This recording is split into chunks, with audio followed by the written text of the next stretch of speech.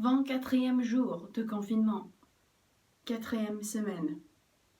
Une américaine en France. Et ça c'est tous les talks. C'est un tout petit peu n'importe quoi, mais allons-y! For those of you who are newcomers, thank you so much for checking me out. My name is Lexi Baker. I am located in the east of France. I am sitting on a toilet, and I am here to bring some facts to you today.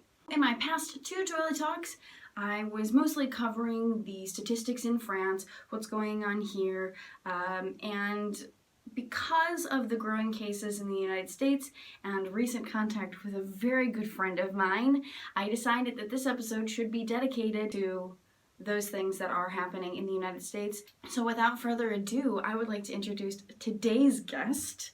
She is studying to be a physician's assistant, Rosie Uhen!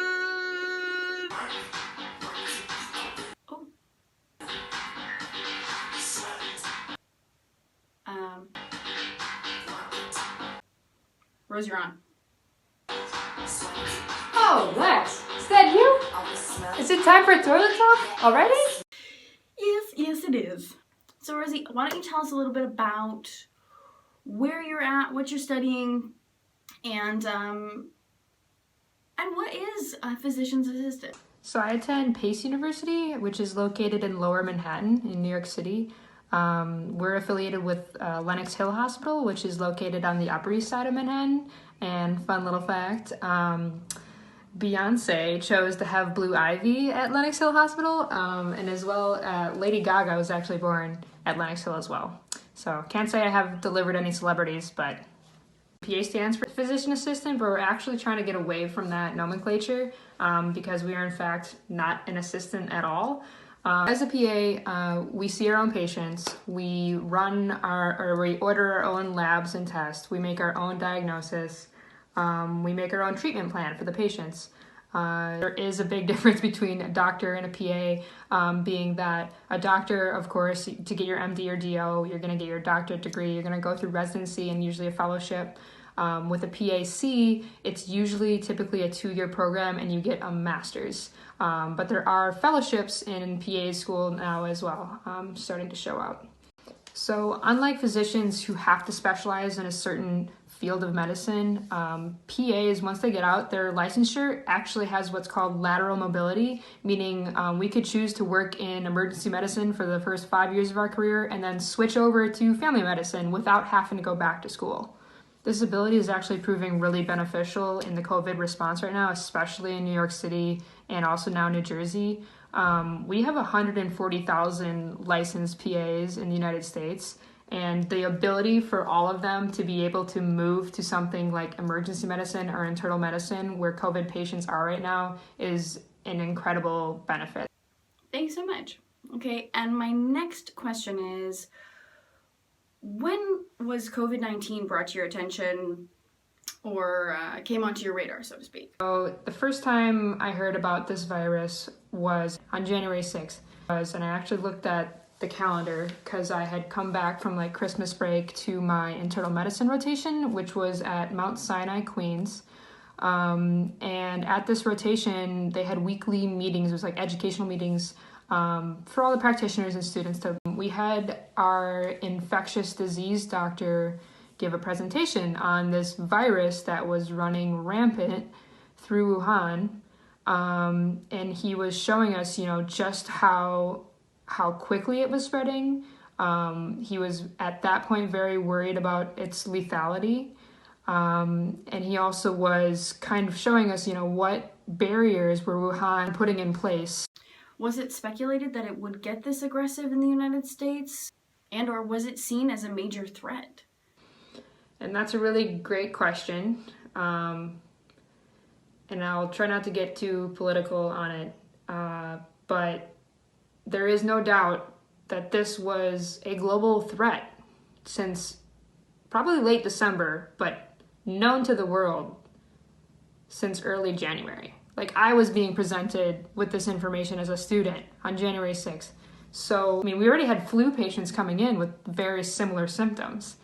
So, to me, it was fear, and it was not knowing exactly how we're going to handle this. I remember we discussed how many negative pressure rooms do we have in the ED. Negative pressure meaning somebody coughs, the virus germs out into the air, they're droplets, they're aerosol, they're in the air. Negative pressure rooms help remove that from the environment. We had 2 negative pressure rooms. 2 patients, from that point I was just like, I don't know how we're gonna handle this if we're not able to contain it.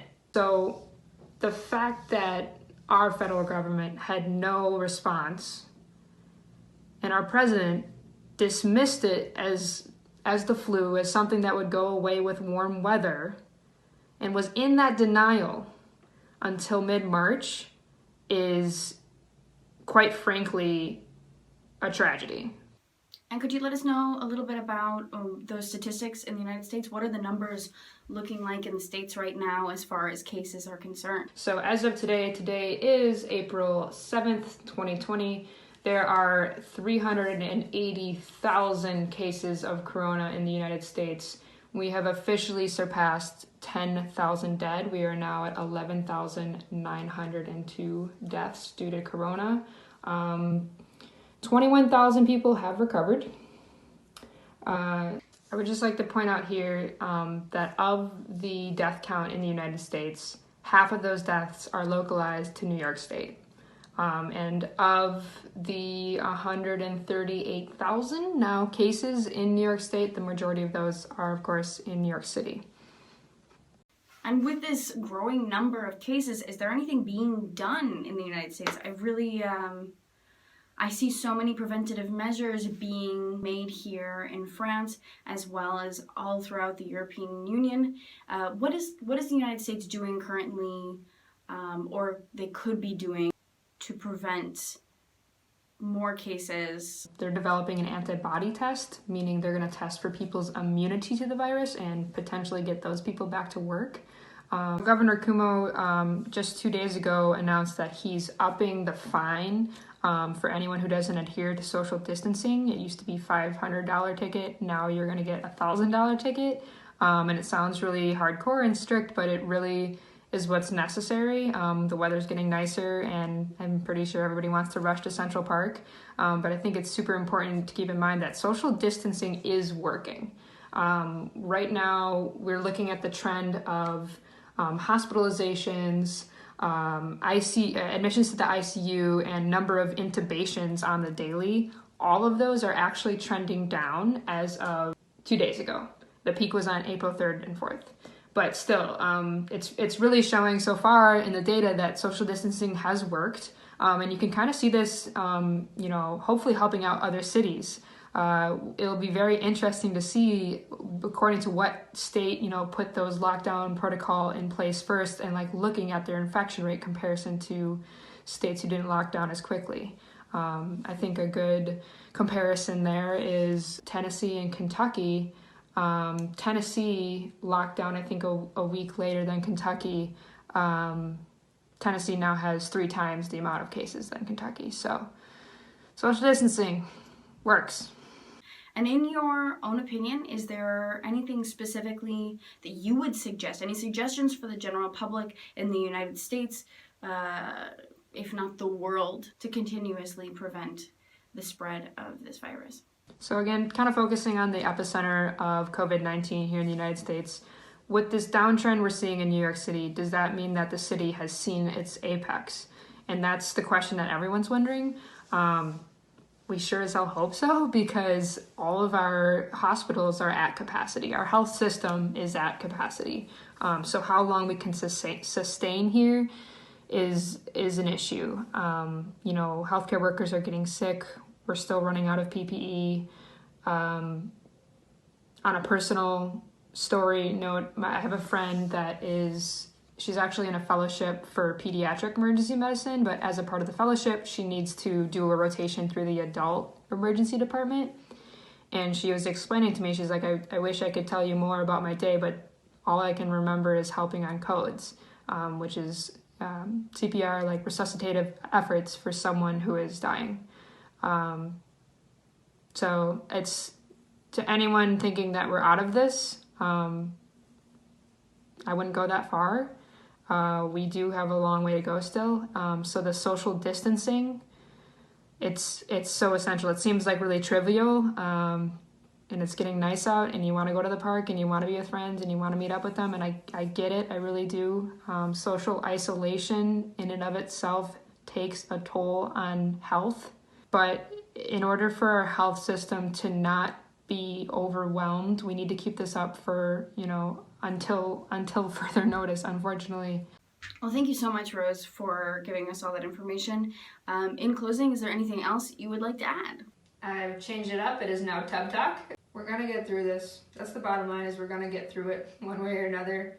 And the more information, the more education that we have, I think the better. The more we're able to realistically look at this pandemic and understand it. The more understanding you have about COVID-19, I think the more reassuring in a sense it can be. I find that if I can get a realistic view of the problem at hand, we can come up with realistic solutions, right?